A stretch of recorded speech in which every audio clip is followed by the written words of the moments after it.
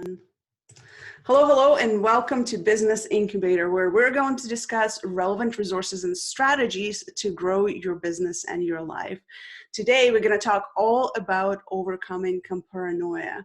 I have David here with me. David is a dear friend, and he is also an expert when it comes to overcoming comparanoia. David is a #1 international best-selling author of Being UNapologetic, a keynote and TEDx speaker, comparanoia expert, and he is on the mission to empower everyday extraordinary individuals, especially young people, to compare less and celebrate more. Welcome, David. I'm super excited to have you. We have had a relationship for a long time. I've seen you grow, I've seen you publish, I've seen you on TEDx stages, and I'm just so proud of everything you've created. So thank you for being here today. Thank you. And likewise, it's amazing to watch you grow this amazing platform you've created too. Thank you. And you know, for me, you were the first person who came to mind when it comes to doing those pop-up interview series, because nowadays with self-isolation and everything that's happening in the world, pandemic and uncertainty, I think people are starting more and more comparing themselves to what they see online. And being stuck in that in the rut of a mindset where everybody else is doing something and they're just too scared and they don't feel like enough. So I'd love it if you shared, first of all, what is comparanoia? Because I know some of my listeners might not know. And then what can we do to actually help ourselves overcome it? Yeah, so comparanoia is this idea that I've been throwing around for several years now. And then last fall, I decided to do a whole TEDx talk about it because I've been sort of like amassing research throughout my life in different industries of what this actually is. So basically, what I share in the TEDx talk is that comparanoia is the desire to be like or unlike anyone else. So if we dig a little bit deeper into that, it's also this idea that you would believe that you are unique, which I know some people are like, wait a minute, am I not unique? Well, yes and no, because we're all same, but different, right? We all want the same things when it comes down to it. And when we, especially in entrepreneurship, there's such a big push to figure out your unique selling proposition and what's your niche and what's your market and what makes you special. And now, especially what I find is that I feel huge anxiety online because there's this rush of people who are like capitalizing on what's going on right now. A lot of people need solutions right now, so it makes sense, right? But I feel this pressure. So for me, comparanoia is very real. And so let's just go one more level into it. And again, you can sort of see the whole cycle of comparanoia in the TEDx talk. But what happens is an incident. So we're going to use the pandemic as an incident. So for example, I'm in California. We are now on stay at home, essentially a lockdown. And so let's call that the incident. So now you're online a little bit more, and the incident is you're looking at other people's posts. All of a sudden now beliefs come up. So for me, I'll just talk about myself. My belief is that there's a rush all of a sudden to get solutions out there, that there's an opportunity. My belief is there's an opportunity right now. Are you going to seize it or not? Well, that belief now triggers thoughts. Oh my gosh, I'm running out of time, this and that, which trigger feelings of the anxiety, depression, there's not enough time, all that stuff, which then create actions. My action is either I'm going to like scramble to put something together or I'm going to do nothing. I'm going to watch Netflix instead. You know what I mean? Or chat with friends or whatever that is. And then of course there's, resulting consequences of those actions that you take or don't take.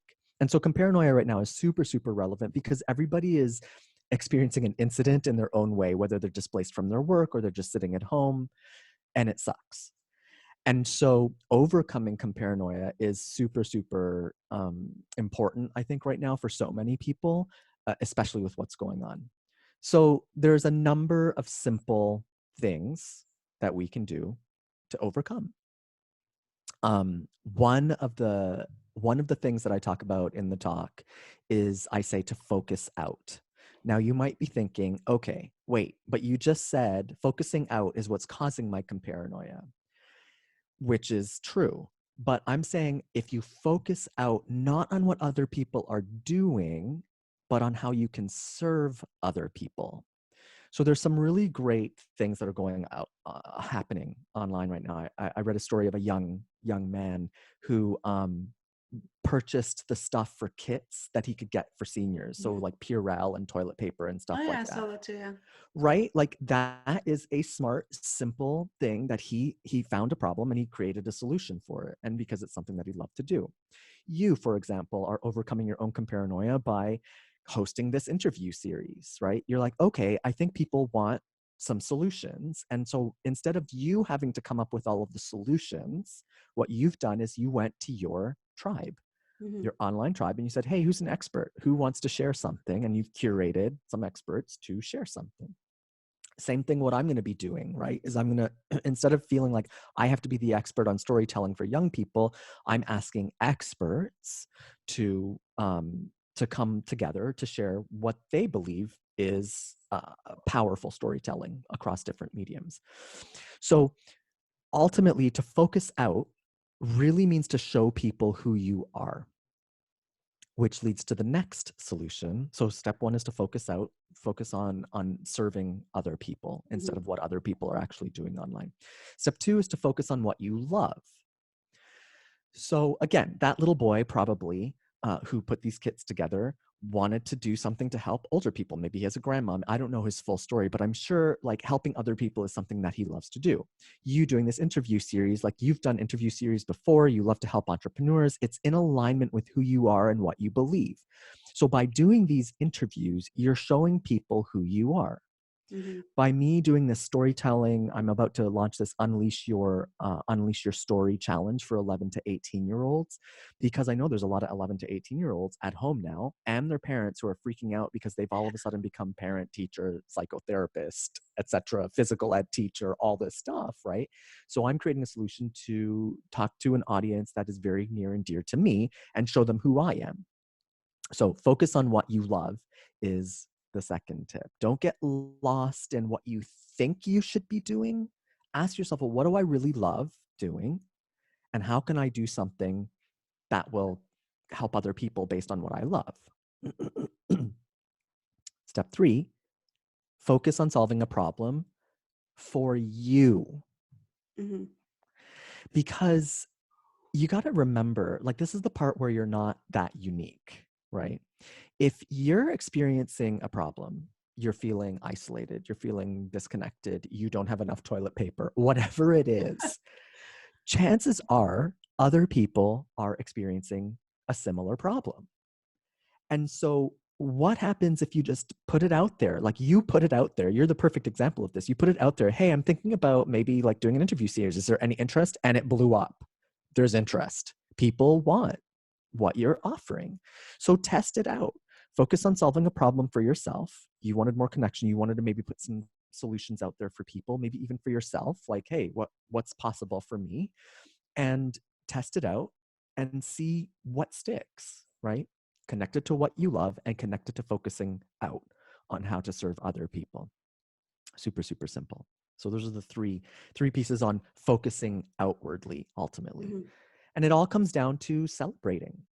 Now, this is, so right before we came on, right, we just had this conversation where we said just like, well, people might not feel that there's anything to celebrate right now, whether they're displaced from their jobs or whatever. And this is what I talk about in the TED Talk is, well, what if we redefined celebration to include more options? And this is the work that I've done over many years is, what if celebration wasn't when something good happened? What if you celebrated when something not so good happened? What if celebration meant you are acknowledging, you're documenting what is happening day to day? I have this daily celebration list that I keep, where something happens, someone calls me, I notate it. I do an interview, I notate it.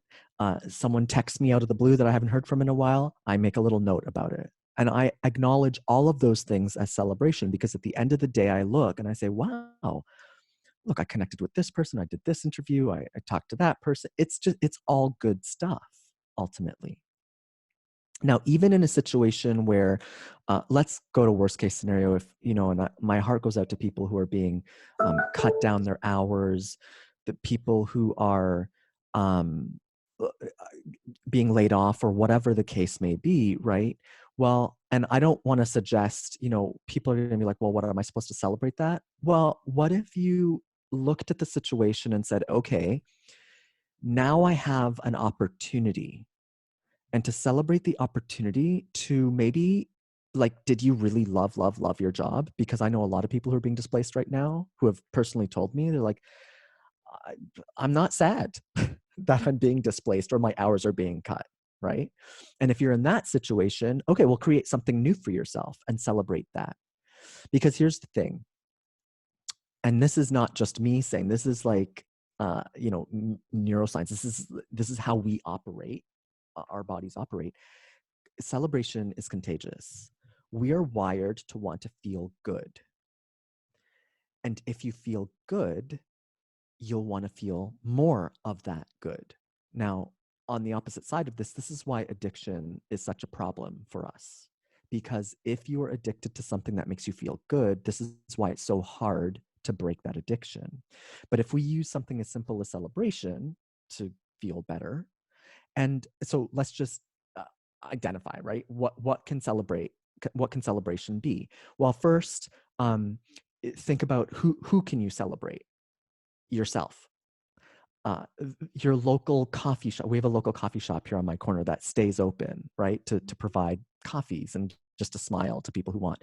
A boss, a manager, a supervisor, your child, a client, a parent, a student, a stranger, a server at a restaurant who's been displaced but who's now delivering your food, your pet.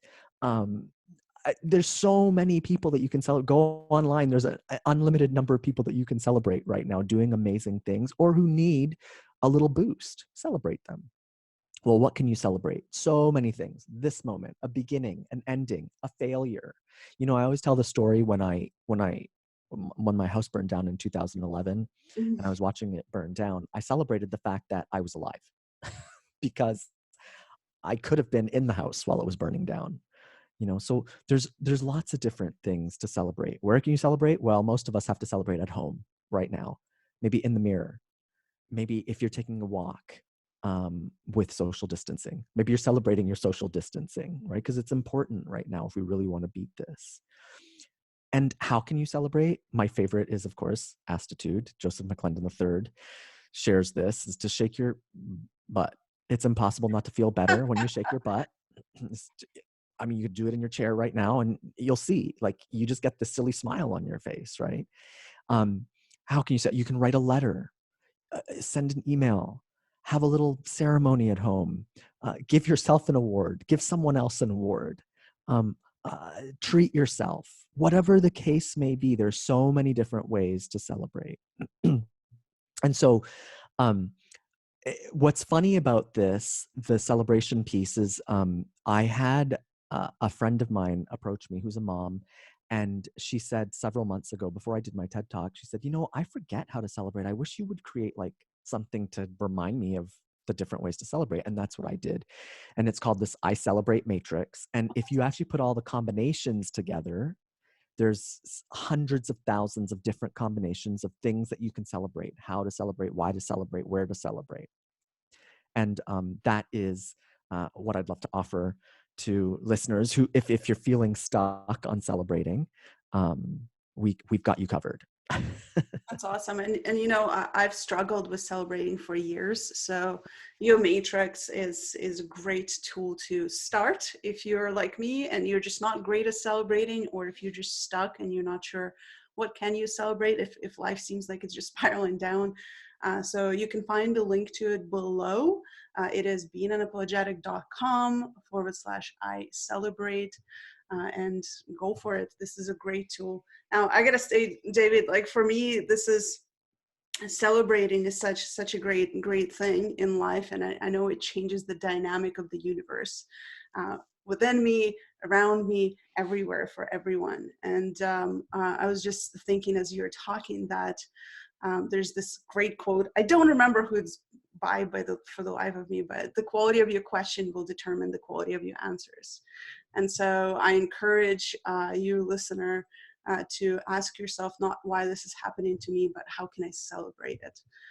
So thank you so much, David, for jumping on, giving us those beautiful tools to overcome comparanoia and celebrate our life. Appreciate you. Thank you, Kat. Appreciate you too.